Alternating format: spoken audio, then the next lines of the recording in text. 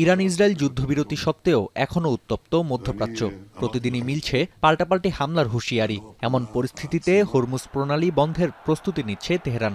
এ লক্ষ্যে প্রণালীতে স্থাপন করা হতে পারে মাইন। দুই মার্কিন কর্মকর্তার বরাতে এমন প্রতিবেদন প্রকাশ করে হইচই ফেলে দিয়েছে রয়টার্স। বার্তা সংস্থাটির দাবি, গেল মাসেই পারস্য উপসাগরে জাহাজ বোঝাই সামুদ্রিক মাইন পরিবহন করা হয়।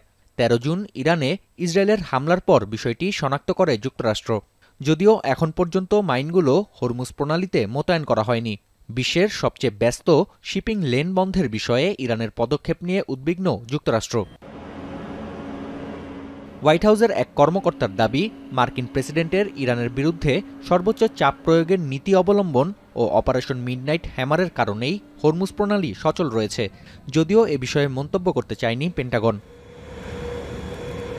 বিশ্ব অর্থনীতিতে কৌশলগতভাবে খুবই গুরুত্বপূর্ণ পারস্য ও ওমান উপসাগরের মধ্যে সংযোগ স্থাপনকারী হরমুজ প্রণালী। এটি ৩৩ কিলোমিটার দীর্ঘ ও ৩ কিলোমিটার প্রশস্ত।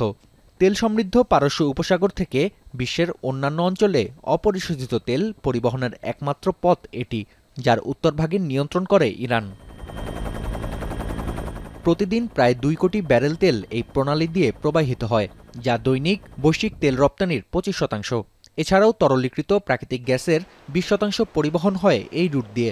বিশেষজ্ঞদের মতে, জ্বালানির বাজার স্থিতিশীল রাখতে হরমুজ প্রণালী সচল রাখার কোনো বিকল্প নেই।